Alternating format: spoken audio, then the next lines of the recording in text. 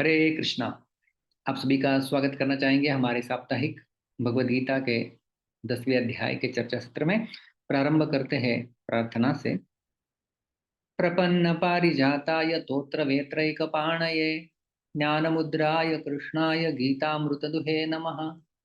ओम ज्ञानतिमिरान्धस्य ज्ञानाञ्जनशलाकया चक्षुरुन्मिलितं येन तस्मै श्रीगुरवे नमः। नमः ओं विष्णुपादाय कृष्णप्रेष्ठाय भूतले श्रीमते भक्तिवेदांत स्वामिनिति नामिने। नमस्ते सारस्वते देवे गौरवाणी प्रचारिणे निर्विशेष शून्यवादी पाश्चात्य देशतारिणे। जय श्री कृष्ण चैतन्य प्रभु नित्यानंद श्री अद्वैत गदाधर श्रीवासदि गौर भक्तवृंद। हरे कृष्ण कृष्ण कृष्ण हरे हरे, हरे राम राम राम हरे हरे। हरे कृष्णा। तो हमने पिछले सत्र में 10वें अध्याय के तीसरे श्लोक के ऊपर जो है वो चर्चा की थी। 10वें अध्याय में भगवान ने पुनः, मैं ये बात आपको बता रहा हूँ, इस प्रकार से कहा था और मुझे जानना कितना मुश्किल है ये भी बताया था। और तीसरे श्लोक में बताया था, यो मामजमनादिं च वेत्ति लोकमहेश्वरम् असम्मूढ़ः समर्थेषु सर्व पाप ही प्रमुच्यते। यह माम, जो व्यक्ति मुझे, अजम अनादिम लोक महेश्वरम, मैं अजन्मा हूँ, अनादि हूँ और समस्त लोकों का महा ईश्वर हूँ, इस प्रकार से व्यक्ति जानता है, सह वह व्यक्ति मर्तेषु असम्मूढ़, वह संपूर्ण मर्त्यलोक में कभी भ्रमित नहीं होने वाला व्यक्ति होता है। और सर्व पापै ही प्रमुच्यते, समस्त पापों से वह व्यक्ति मुक्त हो जाता है। तो हमने देखा था, यह माम व्यक्ति जो मुझे जानता है, लेकिन किस प्रकार से जानता है। एक तो है अजम, इसका अर्थ है कि भगवान का जन्म नहीं होता है। हम लोग जन्म लेते हैं, या एक साधारण जीव इस संसार में जन्म लेता है अपने कर्मों के वशीभूत होकर। कर्मणा दैव नेत्रेण जंतुर्देहोपपत्तये, कि दैव के अधीन होकर और अपने स्वकर्मों के अधीन होकर साधारण व्यक्ति जन्म लेता है। लेकिन भगवान जो अजन्मा है, उनका जन्म ही नहीं होता है। लेकिन हमने देखा था कि वो तो जन्म लेते हैं वसुदेव और देवकी के पुत्र के रूप में, जैसे उन्होंने जन्म लिया।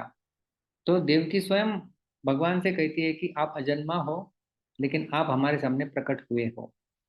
तो इस प्रकार से भगवान का जो जन्म होता है, भगवान स्वयं बताते हैं कि अजो अजन्मा हुआ, लेकिन प्रकृतिम सामधिष्ठाय संभवामी आत्मा माया, अपनी माया को अधीन करके मैं जो हूँ वो प्रकट होता हूँ। और भगवान के बारे में ये विरोधाभास उद्धव जी तीसरे स्कंद में बताए थे कि कर्मण्य निहस्य भवो भवस्यते, आपका जन्म नहीं होता है, लेकिन फिर भी आप जन्म लेते हैं। आपको कर्म करने की आवश्यकता नहीं है, लेकिन फिर भी आप कर्म करते हैं। आप काल के स्वामी हैं, लेकिन फिर भी आप मानो शत्रु से पलायन करके द्वारका का आश्रय लिया था। और आप आप्तकाम हो, लेकिन फिर भी कई सारी महिलाओं के साथ रहते हैं। खिद्यति धीर विदाम यह, कि बुद्धिमान लोगों की बुद्धि भी जो है वो भ्रमित हो जाती है। ये आपका विरोधाभास है। और भगवान ये भी कहे गीता में कि मेरा जन्म और कर्म जो है वो दिव्य है, और जो तत्वतः उसे जानता है वह वापस इस भौतिक संसार में जन्म नहीं लेता, लेकिन भगवान के धाम में चला जाता है। अनादि का अर्थ हमने देखा था कि अनादि मतलब जो सनातन काल से है, शाश्वत है, उनका कोई आदि नहीं है, वो सभी के आदि है। जैसे ब्रह्मा जी कहते हैं ब्रह्म संहिता में, ईश्वर परमः कृष्ण सच्चिदानंद विग्रह अनादिर आदिर गोविंद सर्व कारण कारणम, वो अनादि है, उनका कोई आदि नहीं है, लेकिन वो सबके आदि है, वो समस्त कारणों के जो है वो कारण है। और तीसरा मुद्दा देखा था हमने, लोक महेश्वरम, वो संपूर्ण लोकों के भगवान जो है वो महान ईश्वर है। महा अधिक ईश्वर बनता है महेश्वर, तो ये समस्त लोकों के महेश्वर है, जो कि गीता में भी हमें इसकी पुष्टि मिलती है। भोक्तारम यज्ञ तपसाम सर्वलोक महेश्वरम, समस्त लोकों के भगवान जो है वो स्वामी है। और यहाँ पर व्यक्ति का अर्थ है जानना, तो यहाँ पर वास्तव में व्यक्ति का अर्थ है कि दृढ़तापूर्वक संदेह रहित स्वीकार कर लेना, क्योंकि भगवान को इंद्रिया, मन, बुद्धि, इनसे जो है वो हम लोग जान ही नहीं सकते। अतः भगवान जानने का विषय नहीं है, किंतु मानने का विषय है, ये हमने समझा था। और सह वह व्यक्ति क्या होगा, मर्तेषु असम्मूढ़, समस्त मनुष्यों में वो सम्मोह रहित है, क्योंकि वो भगवान की आज्ञाओं के आधार पे कार्य करेगा, शास्त्रों के अनुसार अपना जीवन जिएगा, इसलिए वो असम्मूढ़ होगा, कभी वो मोहित नहीं हो सकता। और और एक परिणाम है, सर्व पापै ही प्रमुच्यते, वो समस्त पापों से जो है वो मुक्त हो जाएगा। जो व्यक्ति कृष्ण को अजन्मा अनादि और लोक महेश्वर समझ लेता है, वह अवश्य ही भगवान श्री कृष्ण की शरण लेगा। और जो शरण लेगा, भगवान कहते हैं कि जो मेरी शरण ग्रहण करता है, अहम त्वां सर्व पापेभ्यो मोक्षयिष्यामि मा शुचः, उसके सारे पापों से मुक्ति दिलाने का जिम्मेदारी मेरा होता है। और जो मुझे नहीं जानता उसका क्या होता है, उसका पतन होता है। प्रमाण क्या है, 9वें अध्याय का 24वां श्लोक, न तो माम अभिजानन्ति तत्त्वेनातश्चवन्ति ते, जो मुझे इस प्रकार से नहीं जानते हैं उनका पतन होता है। तो भगवान को अज अनादि और लोक महेश्वर नहीं जानने से व्यक्ति का पतन होता है, और जो जानता है वो उसका उद्धार होता है, वो भगवान के धाम चला जाता है। तो इस प्रकार से हमने तीसरे श्लोक में देखा कि जो मनुष्य, भगवान कहते हैं कि मुझे अजन्मा अनादि और संपूर्ण लोगों का महान ईश्वर जानता है, वह मनुष्यों में असमूढ़ है और संपूर्ण पापों से वह जो है वो मुक्त हो जाता है। अभी ये जो लोक महेश्वर शब्द आया था, योमाम अजम अनादिम च व्यक्ति लोक महेश्वरम, जो ये लोक महेश्वर शब्द आया हुआ है, लोक महेश्वर मतलब समस्त लोकों के स्वामी। तो लोक महेश्वर के रूप में भगवान जो है वो समस्त गुणों के स्रोत, समस्त गुणों के स्वामी हैं। ये जो है वो चौथे और पांचवें श्लोक में बात बताई जाएगी, जिसकी हम लोग आज चर्चा करने जा रहे हैं। तो कनेक्शन समझ में आ गया, भगवान को जन्म अनादि और लोक महेश्वर जानना है, और लोक महेश्वर के रूप में समस्त लोकों के स्वामी है, और उनसे ही समस्त गुण जो है वो आ रहे हैं। कौन कौन से गुण आ रहे हैं भगवान से, इसकी चर्चा भगवान करते हैं चौथे और पांचवें श्लोक में। ये दोनों श्लोक आज हम लोग देखेंगे। चौथे श्लोक में बताते हैं, बुद्धिर्ज्ञानम सम्मोह क्षमा सत्यम दम शमः सुखम दुखम भवो भावो भयम चा भयमेव च। और पांचवा श्लोक, अहिंसा समता तुष्टिः तपोदानम यशो यशः भवन्ति भावा भूतानां मत्त एव पृथग्विधाः। तो दोनों श्लोक के पद विभाग हम लोग देखेंगे। आप मेरे पीछे शब्दों का उच्चारण कर सकते हैं। दोनों श्लोक हमें देखने हैं आज। तो एक एक शब्द हम लोग दो दो बार दोहराएंगे। बुद्धि, बुद्धि, बुद्धि, बुद्धि, ज्ञानम, ज्ञानम, ज्ञानम, ज्ञानम, असम्मोह, असम्मोहः, असम्मोह। असम्मोहः।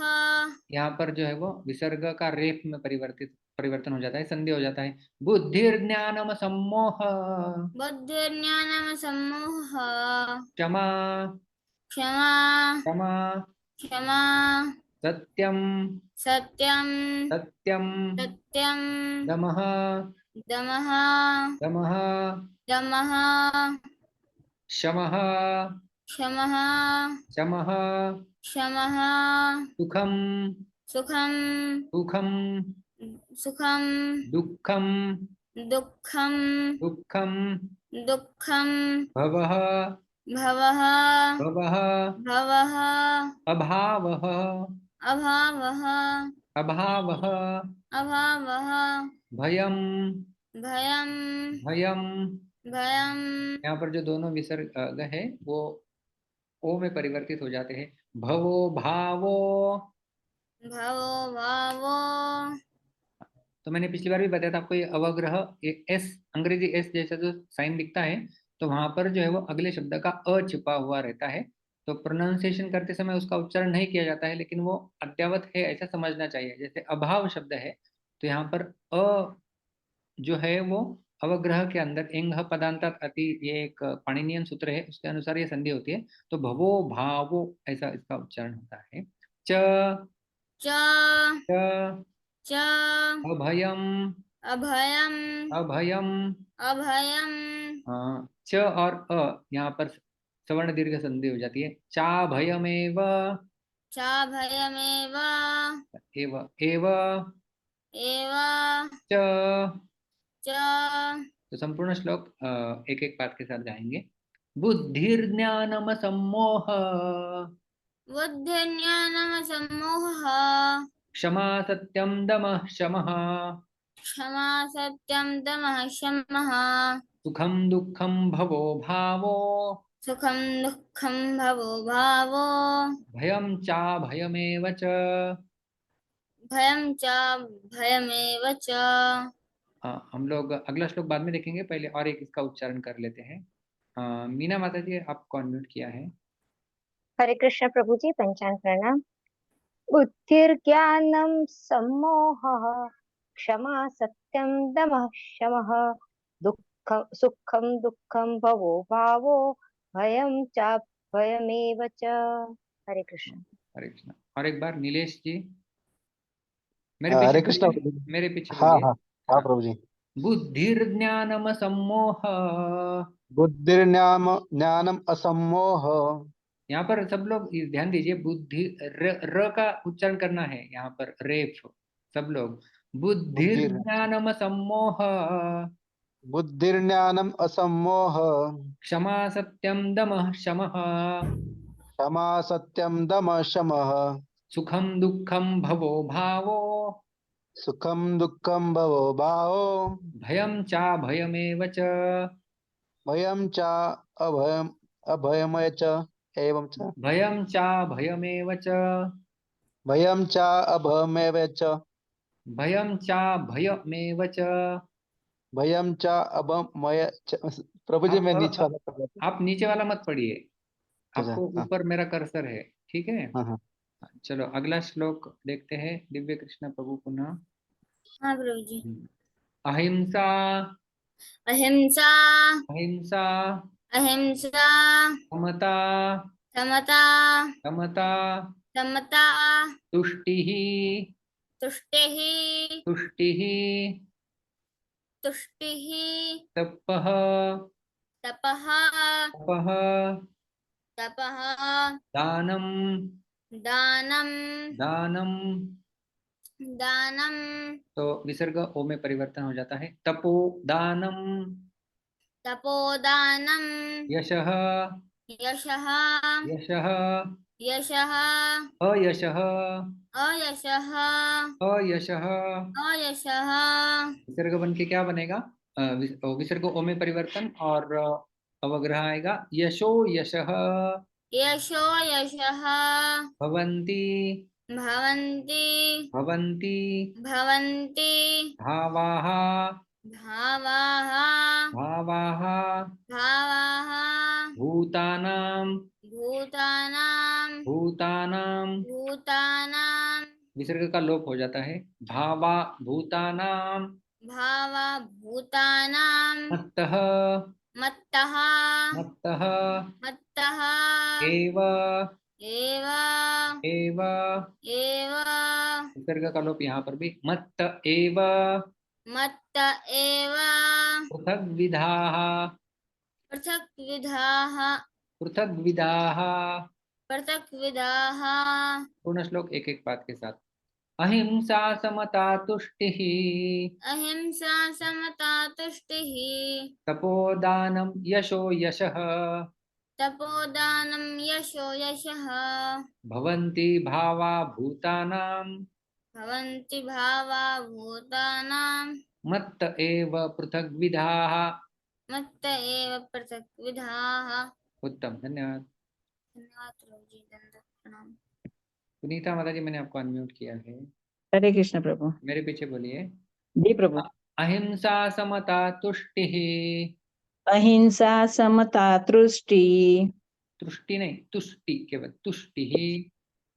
अहिंसा समता तुष्टि ट्रू नहीं है वो, तुष्टिः।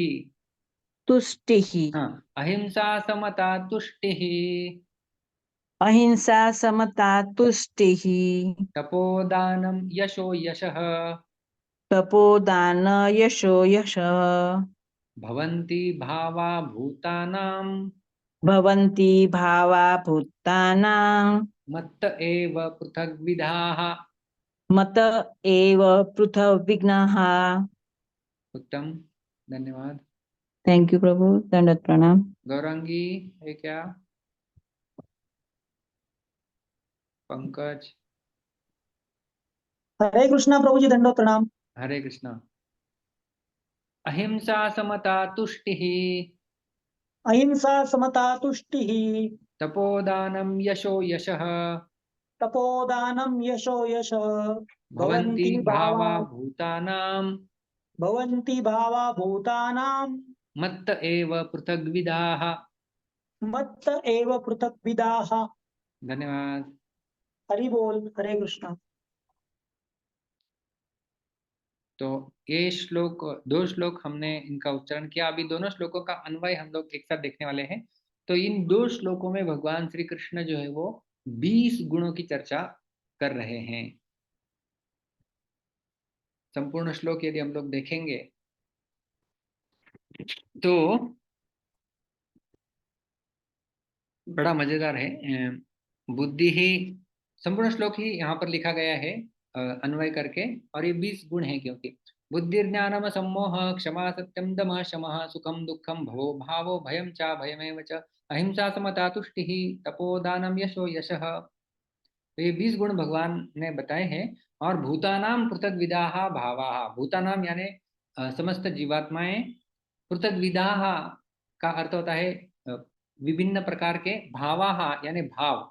तो ये सारे भाव है, ये 20 भाव बताए गए हैं। मत्तः एव भवन्ति, मत्तः का अर्थ है मुझसे, मुझसे, एव का अर्थ है निश्चित ही, निश्चय ही, भवन्ति यानी उनका सृजन होता है, उनकी उत्पत्ति होती है, या मुझसे ही आते हैं। भव का अर्थ हमने पिछली बार देखा था ना, भव, भव शब्द, सुखी भव, भव, भव का अर्थ था बन जाइए, हो जाइए, या जन्म हो जाना। तो भवंती, ये सब जो है वो मुझसे ही आते हैं, भगवान बता रहे हैं। तो ये है इस दोनों श्लोकों का एक साथ जो है वो अन्वय हम लोग देख सकते हैं। तो ये 20 सारे भाव या 20 गुण आप देख सकते हैं, ये सब जीवात्माओं में होते हैं। भूतानाम पृथक विदाः भावाः, सारे जीवों के जो अलग अलग अलग अलग भाव है, जिन्हें पृथक पृथक कहते हैं। पृथक पृथक मतलब अलग विध या नानाविध भाव। मत्तः एव भवन्ति, मुझसे ही आते हैं, ऐसा भगवान बताते हैं। इस श्लोक का, दोनों श्लोकों का एकत्रित, प्रभुपाद जी ने भी दोनों श्लोक एकत्रित रखे हैं, उन दोनों का अनुवाद प्रभुपाद जी करते हैं। बुद्धि ज्ञान संशय तथा मोह से मुक्ति, क्षमा भाव, सत्यता, इंद्रिय निग्रह, मन निग्रह, सुख तथा दुख, जन्म मृत्यु, भय अभय, अहिंसा समता तुष्टि, तप दान यश तथा अपयश, जीवों के ये विविध गुण मेरे ही द्वारा उत्पन्न हैं। तो अनुवाद में भी आपको लगेगा अरे श्लोक कैसी तो सब शब्द है। तो कई सारे जो शब्द है वो संस्कृत से ही हिंदी में आए हुए हैं। जैसे सत्यता, सत्य शब्द है, आपने देखा होगा, या ज्ञान, बुद्धि, सुख दुख, ये सब शब्द संस्कृत में ही है, वो वही सारे हिंदी में भी अनुवादित किए जाते हैं। तप दान तुष्टि समता यश अपयश, ये सारे शब्द जो है वो संस्कृत के हैं। तो इसलिए इसका अनुवाद इतना कठिन नहीं है। तो सृष्टि शब्द जब हम लेते हैं तो केवल भौतिक जगत ही समझते हैं। भगवान लोक महेश्वर है, यानी समस्त लोकों के स्वामी है। तो लोग, हम लोग जो बोलते हैं तो केवल भौतिक जगत वहां तक ही सीमित हम लोग देखते हैं, लेकिन ऐसा नहीं है। ये जो उपर्युक्त सारे गुण हैं वो भी जो है वो सर्वग्राहक अर्थों को सूचित करते हैं, यानी भगवान उनके भी स्रोत है, ये समस्त भावों के या इन समस्त गुणों के। तो श्रीधर स्वामी, इन्होंने हर एक गुण का जो है वो बड़ा अच्छे से अर्थ दिया हुआ है। हर एक शब्द का वो संस्कृत अर्थ देते हैं और वो बिल्कुल स्पष्ट है, उससे बिल्कुल अर्थ अच्छे से समझ में आ जाता है। और कई सारे शब्दों के अर्थ आपको पता है ही, जैसे भय का अर्थ पता है, अभय का अर्थ पता है, बुद्धि का अर्थ पता है। तो चीजों का हमें अर्थ ऑलरेडी पता है, लेकिन कौन से परिप्रेक्ष्य में देखना है ये श्रीधर स्वामी हमें बताते हैं। और कई जगह पर यदि स्पष्टीकरण की आवश्यकता है तो मैंने अलग कलर में उसका अनुवादन भी जो है वो किया हुआ है। तो ये 20 गुण हम लोग देखेंगे जो भगवान से आते हैं। तो सर्वप्रथम भगवान बताते हैं बुद्धि ही, बुद्धि मुझसे आती है। बुद्धि का अर्थ क्या होता है? श्रीधर स्वामी लिखते हैं सार असार विवेक नैपुण्यम। नैपुण्य का अर्थ होता है निपुणता, एक्सपर्टीज, और सार असार विवेक नैपुण्य। जैसे श्रील प्रभुपाद जी अनुवाद में लिखते हैं कि नीरक्षीर विवेक, जैसे हंस होता है, वो दूध और पानी एकत्रित करके यदि उसे दिया जाएगा तो वो केवल दूध पिएगा, जल नहीं ग्रहण करेगा, इसे कहते हैं नीरक्षीर विवेक। उसी प्रकार से सार असार विवेक, क्या अच्छा है क्या बुरा है, क्या करना चाहिए क्या नहीं करना चाहिए, ये जो गुण है वो बुद्धि है वास्तव में। तो बुद्धि का अर्थ क्या है? सार असार विवेक नैपुण्यम, निपुण होता है व्यक्ति, क्या लेना चाहिए क्या नहीं लेना चाहिए इसमें, ये बुद्धि है। दूसरा है ज्ञानम। तो श्रीधर स्वामी लिखते हैं आत्म विषयम ज्ञानम, जो आत्मा के बारे में जानकारी रखना वो है वास्तव में ज्ञान। श्रील प्रभुपाद जी लिखते हैं ज्ञान का अर्थ क्या है?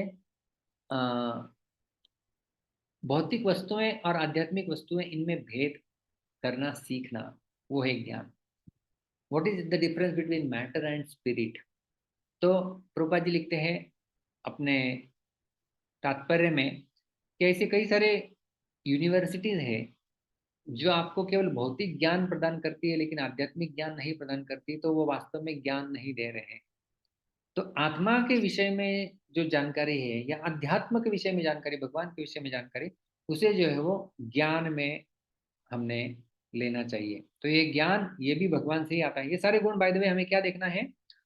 मत्त एव पृथक विदा, ये मुझसे ही आते हैं। तो बुद्धि भी भगवान से आती है, और भगवान कहें यदि हम लोग बुद्धि के बारे में भी देखें तो बुद्धि भगवान से आती है। जैसे भगवान ही गीता में बताते हैं ना, तेषां सतति युक्तानां भजतां प्रीति पूर्वकम ददामि बुद्धि योगम तम ये नमामुपयान्ति ते। इसी अध्याय में 10वें अध्याय में हम लोग देखेंगे चतुश्लोकी गीता में कि भगवान कहते हैं कि मैं बुद्धि प्रदान करता हूँ। तो बुद्धि भगवान से आती है। ज्ञान, भगवान के बारे में ज्ञान, ये ज्ञान आत्म विषय ज्ञान ये भी भगवान से आता है। तीसरा शब्द भगवान प्रयोग करते हैं, श्रीधर स्वामी लिखते हैं व्याकुलत्व अभाव। व्याकुलत्व का अभाव होना। देखिए असमोह शब्द ही देखिए कैसे बना हुआ है। मोह, सर्वप्रथम मोह का अर्थ होता है इल्यूजन, भ्रमित हो जाना। मोह, सम्मोह का अर्थ है कि और विशेष रूप से मोहित हो जाना, और असम्मोह मतलब मोहित नहीं होना। यदि हम लोग इसको और स्पष्टता से देखिए आप, शरीर और संसार को उत्पत्ति विनाशशील जानते हुए भी उनमें मैं और मेरापन करने का नाम है सम्मोह, और इसके न होने का नाम है असम्मोह। क्लियर? तो ये असम्मोह गुण ये भी भगवान से आता है। मैं शरीर हूं और शरीर से संबंधित जो कुछ है वो सब कुछ मेरा है। तो अहमता और ममता, इसका नाम है सम्मोह, और जब ये नहीं है तो वो बन जाता है असम्मोह, विरुद्धार्थी शब्द। चौथा शब्द भगवान प्रयोग करते हैं क्षमा। क्षमा, क्षमा तो हम सब जानते हैं, क्षमाशील होना चाहिए, दूसरों को क्षमा करना सीखना चाहिए। तो उसकी संस्कृत परिभाषा देते हैं श्रीधर स्वामी, सहिष्णुत्वम, सहिष्णुता। स्पष्टीकरण चाहिए तो देखिए, कोई हमारे प्रति कितना ही बड़ा अपराध करे, अपनी सामर्थ्य रहते हुए भी उसे सह लेना, और उस अपराधी को यहाँ और परलोक में कहीं दंड न मिले, ऐसा विचार करने का नाम है क्षमा।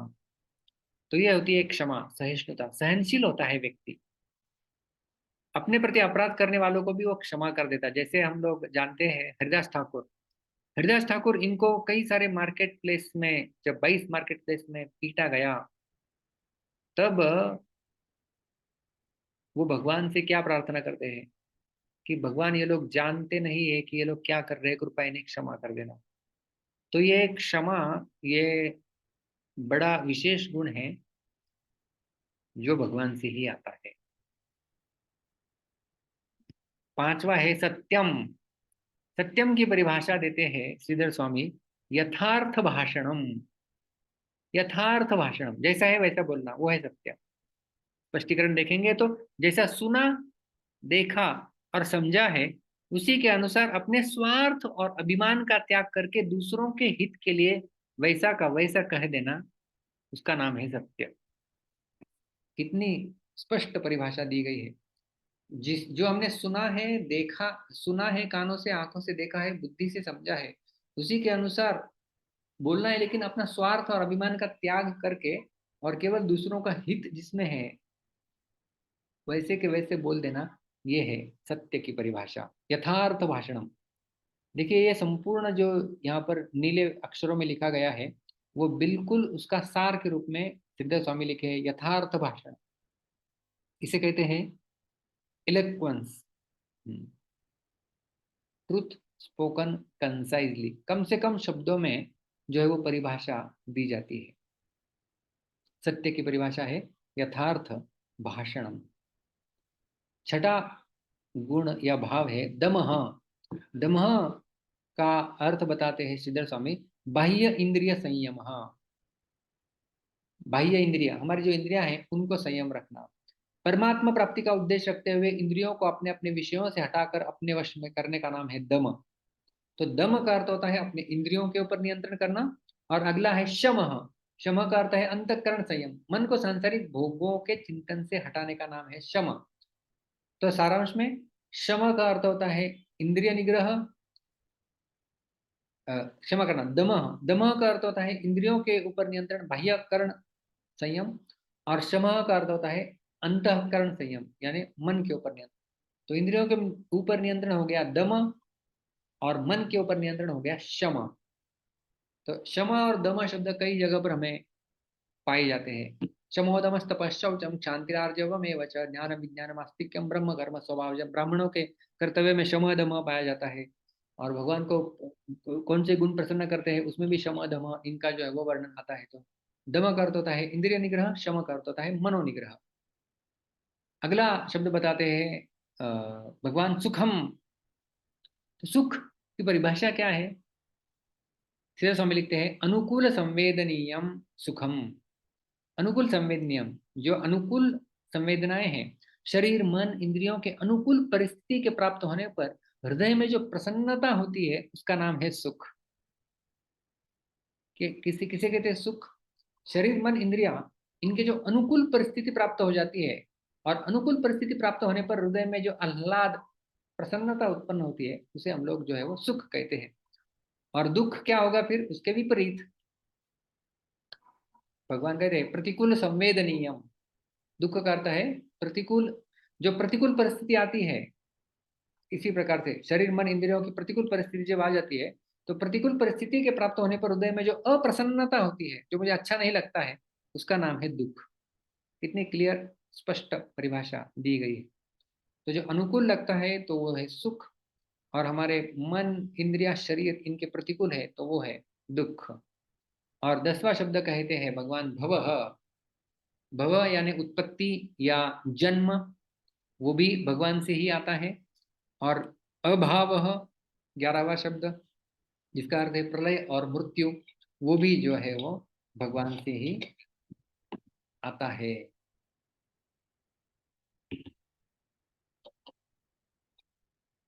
बारहवां शब्द भगवान कहते हैं भयम। तो उसका स्पष्ट अर्थ है भय। तो इसका स्पष्टीकरण देखेंगे तो अंतःकरण में अपना अनिष्ट होने की एक आशंका होती है, उसको भय कहते हैं। अरे मेरा कुछ अनिष्ट हो सकता है। इष्ट यानी चाहना, अनिष्ट यानी जिसे हम लोग नहीं चाहते, मेरा एक्सीडेंट हो जाएगा, अनिष्ट है वो। तो उसकी जब आशंका होती है, अरे वो गया तो नहीं होगा, अरे यहाँ पे सांप आ गया तो क्या हो जाएगा, सर्प आ जाएगा तो ये है भय। तो अंतःकरण में अपना अनिष्ट होने की जो आशंका हो जाती है उसे कहते हैं भय। और उसके विपरीत है अभय। 13वां गुण भगवान बताते हैं अभय। हृदय में अपना अनिष्ट होने की आशंका नहीं रहती है, वो है अभय। जैसे गीता में हम लोग देखते हैं पहले अध्याय में, जब कौरव और पांडव दोनों शंख बजाते, तो पांडवों के शंख ध्वनि को सुनकर कौरवों के मन में भय उत्पन्न हो, क्योंकि वो लोग कुकर्म करते थे। तो हम जब कुकर्म करते हैं तब हमें भयभीत होते हैं। लेकिन कौरवों ने जो शंख ध्वनि किया उसका पांडवों के ऊपर कुछ असर नहीं हुआ। तो जब, क्योंकि वो सत्कर्म करते थे, तो सत्कर्म जब किया जाता है तो व्यक्ति निर्भय हो सकता है, उसे किसी को डरने का आवश्यकता नहीं रहती। तो ये है अभय। 14वां शब्द बताते हैं अहिंसा। बड़ा सुंदर परिभाषा लिखते हैं श्रीधर स्वामी, पर पीड़ा निवृत्ति ही। अहिंसा का अर्थ क्या है? पर पीड़ा, पर पीड़ा, पर यानी दूसरा व्यक्ति, पीड़ा यानी उसको परेशानी करना, निवृत्ति ही, निवृत्ति यानी बिल्कुल उसे छोड़ देना। वृत्ति मतलब कुछ करने के लिए हम लोग कहते हैं ना कि मैं प्रवृत्त हूं। वृत्ति यानी करना, अच्छे से करना प्रवृत्त, निवृत्ति यानी बिल्कुल छोड़ देना। जैसे हम लोग कहते हैं ना सेवानिवृत्ति, रिटायरमेंट जिसे कहते हैं सेवानिवृत्ति, वह व्यक्ति सेवानिवृत्त हो गया मतलब उसने सेवा करना छोड़ दिया। वैसे सेवा करना वो छोड़ता नहीं है, वो जो जो भी जॉब होगा वो जॉब करना उसका छोड़ दिया, तो वो है जॉब निवृत्ति। उसी प्रकार से पर पीड़ा निवृत्ति, हमने दूसरों को पीड़ा पहुंचाने से बिल्कुल संन्यास ले लिया है, हम किसी को पीड़ा नहीं पहुंचाते, वो उसे कहते हैं अहिंसा। अपने तन मन और वचन से किसी भी देश काल परिस्थिति आदि में किसी भी प्राणी को किंचित मात्र भी दुख न देने का नाम है अहिंसा। देखिए कितना सुंदर स्पष्टीकरण दिया गया है, पर पीड़ा निवृत्ति ही का। हमारे तन मन और वचन से, मेरे शरीर मेरा मन में भी विचार नहीं आना चाहिए, और वचन से मैं बोलना भी किस प्रकार, और किसी भी देश काल परिस्थिति में, कौन सा भी देश क्यों न हो, आप अमेरिका में है, भारत में, अफ्रीका, ऑस्ट्रेलिया, काल में सुबह दोपहर शाम, परिस्थिति में कौन सी भी परिस्थिति क्यों न हो, बारिश है या आप गुस्से में है या आप दूसरे व्यक्ति ने आपके ऊपर कुछ किया हुआ, कौन सी भी परिस्थिति आदि में किसी भी प्राणी का, ऐसे नहीं कि मैं प्राणियों को नहीं मानता हूँ, मनुष्य है, चींटी है, जानवर है, पक्षी है, पशु है, किंचित मात्र भी, थोड़ा भी मात्रा में उसको पीड़ा नहीं देना, इसका नाम है अहिंसा। देखिए इसमें सब कुछ कवर किया गया है, इसको छोड़कर आपको कुछ मिलेगा ही नहीं। हमारे तन मन वचन से देश काल परिस्थिति इत्यादि में किसी भी प्राणी को किंचित मात्र भी दुख न देने का नाम है अहिंसा। पर पीड़ा निवृत्ति, ये गुण भगवान से आता है। 15वां शब्द भगवान प्रयोग करते हैं समता। समता की परिभाषा देते हैं श्री स्वामी, राग द्वेषादि राहित्यम या मित्र अमित्र तुल्यता। राग द्वेष से रहित व्यक्ति है या अपने मित्र और शत्रु इनके साथ तुल्यता का भाव है, इसे कहते हैं समता। स्पष्टीकरण है, तरह तरह की अनुकूल और प्रतिकूल वस्तु, व्यक्ति, घटना, परिस्थिति आदि के प्राप्त होने पर भी अपने अंतःकरण में कोई विषमता न आने का नाम समता है। समता केवल व्यक्ति के प्रति नहीं होती है, घटना के प्रति भी हो सकती है। अरे ये बहुत बड़ी बुरी घटना हो गई, ये बड़ी अच्छी घटना हो गई, लेकिन हृदय में कोई विषमता नहीं है, तो व्यक्ति समता। वस्तु, व्यक्ति, घटना और परिस्थिति, ये सब अनुकूल या प्रतिकूल कुछ भी हो, अंतःकरण में विषमता नहीं होनी चाहिए, उसका नाम है समता। ये भी भगवान से ही आता है। और गीता में समता का बड़ा बोलबाला है, बहुत बार भगवान गुणगान करते हैं, समत्वम योग उच्यते। ऐसे समता को ही भगवान ने योग करके परिभाषित भी किया हुआ है। 16वां शब्द भगवान प्रयोग करते हैं तुष्टि ही। हमने तुष्टि शब्द बहुत बार सुना है, संतुष्टि, संतुष्टि, अच्छे से तुष्टि, तुष्टि ही। श्री स्वामी लिखते हैं दैवलब्धेन संतोषः। दैव से मुझे जितना प्राप्त हुआ है उतने में संतुष्ट रहना, वो है तुष्टि।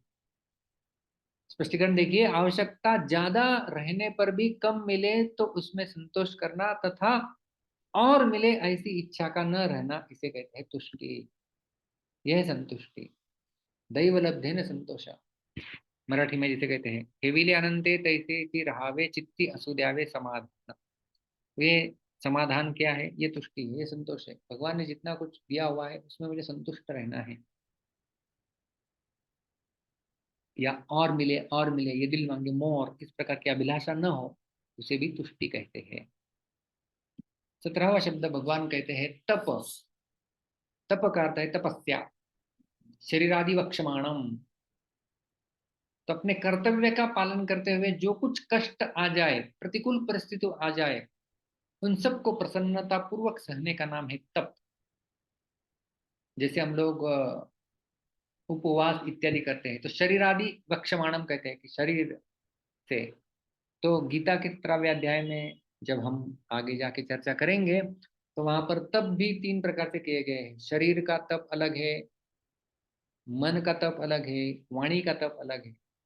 तो इस प्रकार से तप भी अलग अलग अलग अलग उसके विभाग किए जा सकते हैं। वैसे देखा जाए तो एक एक गुण के ऊपर हम लोग कई लंबे सत्र ले सकते हैं, लेकिन केवल हम लोग मेन मुद्दा देखना चाहते हैं कि ये सारे गुण भगवान से आ रहे हैं, उसी की हम लोग चर्चा करेंगे। और उसके लिए केवल उनके परिभाषात्मक रूप में और थोड़ा सा स्पष्टीकरण हम लोग जो है देख रहे हैं। तब हो गया। उसके पश्चात है दानम। दान का बहुत सुंदर डेफिनेशन देते हैं सिद्ध स्वामी, न्याय अर्जित धनादेह सत्पात्रे अर्पणम। आप संस्कृत ही समझ जाएंगे, कितना आसान, इसलिए मैं संस्कृत में लिखा है, आप सीख सकते हैं, समझ सकते हैं। न्याय अर्जित, न्याय पूर्वक जो अर्जन किया हुआ है, किसका, धनादेह, धन इत्यादि का, उसको अर्पणम, उसको उसको अर्पण करना है, किसको, सत्पात्रे, अच्छे व्यक्ति को, जो सत्पात्र है। स्पष्टीकरण देखिए, प्रत्युपकार और फल की किंचित मात्र भी इच्छा न रखकर प्रसन्नता पूर्वक अपनी शुद्ध कमाई का हिस्सा सत्पात्र को देने का नाम है दान। 4 विशेष चीजें हैं दान में। प्रति उपकार और फल की किंचित मात्र भी इच्छा नहीं है, मैं इसको दूंगा तो ये मुझे बाद में कुछ देगा, ये बिल्कुल जीरो है ये इच्छा। तो प्रति उपकार, फल की किंचित इच्छा नहीं है। दूसरा, प्रसन्नता पूर्वक, चलो मैं इसको दे रहा हूं, नहीं तो मन मार कर, क्या ये अभी आया मांगने के लिए, ये ले, दुख भरा नहीं, प्रसन्नता पूर्वक। और अपनी शुद्ध कमाई का हिस्सा, अपनी कमाई, मैं भी बुरा कर्म करके कमाई नहीं किया हुआ है, चलो अभी बहुत बुरा कर्म किया है, चलो दान दे दो, शुद्ध करो, नहीं, कमाई भी शुद्ध कमाई से आई हुई है। और चौथा मुद्दा है, दान किसको दे रहे हैं, कोई भी ऐरा गहरा व्यक्ति नहीं, सत्पात्र को दान, अच्छा व्यक्ति है जो इसका प्रयोग भी अच्छा करने वाला है। ये सारे घटक जब आ जाते हैं तब उसे कहते हैं दान वास्तव में। तो गीता के 17वें 18वें अध्याय में विस्तार से इसके भी सत्वगुणी दान, रजोगुणी तमोगुणी प्रकार आएंगे, लेकिन जब केवल दान शब्द का प्रयोग किया जाता है तो समझ लेना चाहिए कि वह इस प्रकार से सात्विक दान की चर्चा हो रही है। न्याय अर्जित धनादेह सत्पात्रे दानम, सत्पात्रे अर्पणम, ये है दान। और अगला है यशः, यश हम लोग जानते हैं, किसी की सत्कीर्ति ही, अच्छी कीर्ति, मनुष्य के अच्छा आचरण, अच्छे भाव और गुणों को लेकर संसार में जो उसकी नाम की प्रसिद्धि, प्रशंसा आदि होते हैं, उसका नाम है यश। अरे वो कितना अच्छा व्यक्ति है, उस व्यक्ति के अंदर कितने अच्छे गुण है, वो कितना अच्छा बोलता है, तो ये है यश। और दूसरा है अयश, यानी अपकीर्ति, मनुष्य के बुरे आचरण, उसके बुरे भाव और गुणों को लेकर संसार में जो नाम की निंदा होती है, उसको अयश कहते हैं। क्या वो व्यक्ति, उसको ठीक से बोलना भी नहीं, ये है अयश, अपकीर्ति। तो इस प्रकार से देखते देखते हमारे 20 के 20 गुण चर्चा करके हो गए। तो भगवान क्या बताते हैं आगे, भूतानाम पृथक विदाः भावाः, भूतानाम यानी प्राणियों के, ये प्राणियों के, पृथक विदाः नानाविध, भावाः यानी भाव, ये प्राणियों के नानाविध भाव, ये अलग अलग, ये पृथक पृथक भाव जो है वो प्राणियों के, ये पूरे 20 जिसकी सूची दी गई है, ये सारे भाव भगवान क्या बोलते हैं, मत्तः एव भवन्ति, मुझसे ही प्रकट होते हैं। तो भगवान से सब कुछ आ रहा है, तो ये सारे भाव भी भगवान से ही आ रहे हैं, ऐसे भगवान जो है वो बता रहे हैं। तो यहाँ पर एक छोटी सी क्विज है आपके लिए, आप विचार करके उत्तर देना है।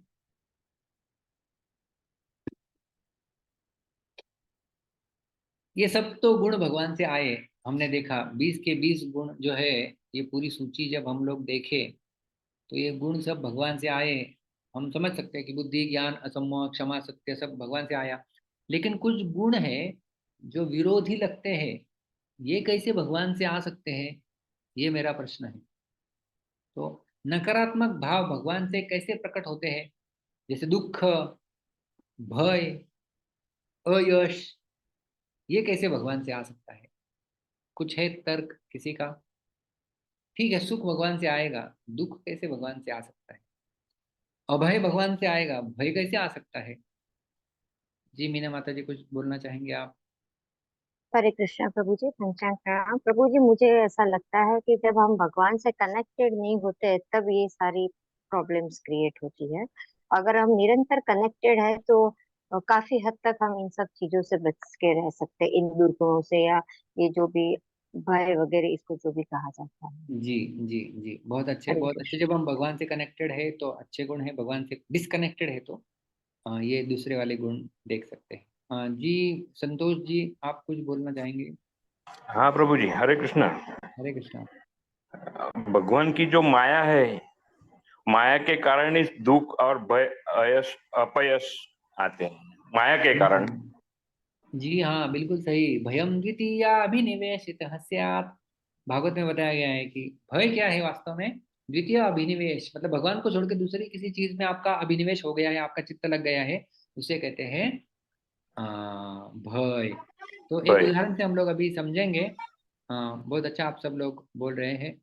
और भी कोई जी बोल रहे हैं। हम लोग ठीक है, तिवारी जी, पुनीता माता जी। प्रभु जी, अपने कर्म से भी ये सब आ सकता है ना प्रभु, दुख। कर्म से आ सकते हैं ना, कर्म से आते हैं ना जी, बिल्कुल सही, आपने भी सही कहा कि हमारे कर्म ऐसे हो कि कुछ गलत कर्म किए तो उसके हम्म। कारण ये दुख और भय आ सकता है, जैसे कौरवों को दुख मिला। ठीक। बिल्कुल बिल्कुल सही। हम्म। नीलेश जी। हरे कृष्णा प्रभु जी, दंडवत प्रणाम। हम भगवान का आश्रय नहीं लेते तब ये गुण हमें आ जाए, जी जी जी, हम भगवान का आश्रय नहीं लेते तब ये वाले इनका गुण सामना करना पड़ता है। हाँ। कर का सामना करता है। Very good very good. Pankaj Kumar आखिरी। कि भगवान का हाथ छोड़कर इस भौतिक जगत में जो हम लोग आए, वो सब यस यस, जो सब लोग बोल रहे हैं एक ही बोल रहे हैं, कि भगवान से विमुख हो जाना।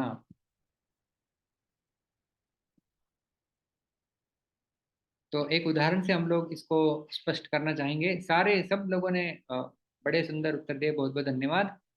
ये नकारात्मक भाव भी भगवान से कैसे आ सकते हैं? तो एक उदाहरण दिया गया है कि ये कोई व्यक्ति है, जब ये सूर्य की ओर देखेगा तो उसे प्रकाश मिलेगा, बरोबर, प्रकाश ये गुण मिलेगा। लेकिन ये जब सूरज से दूसरी ओर देख रहा है तो उसको छाया दिखेगी अपनी। तो ये जो छाया है या ये अंधकार है, ये क्योंकि उसने सूरज से कहीं और या सूरज से वो दूर देख रहा है, इसलिए उसे ये दुख या भय या ये नकारात्मक गुण दिखाई देंगे। लेकिन इसका कारण क्या है? कारण कौन है? सूर्य ही है कि नहीं? छाया क्यों दिखाई दे रही है? सूर्य के कारण ही तो छाया दिखाई देती है। सूर्य है, ये ऑब्जेक्ट बीच में आ गया, ये ऑब्जेक्ट की छाया यहाँ पर आ गई। तो सूर्य ही कारण है इस छाया का भी। लेकिन ये व्यक्ति छाया कब देखेगा? जब ये सूर्य से विमुख हो जाएगा।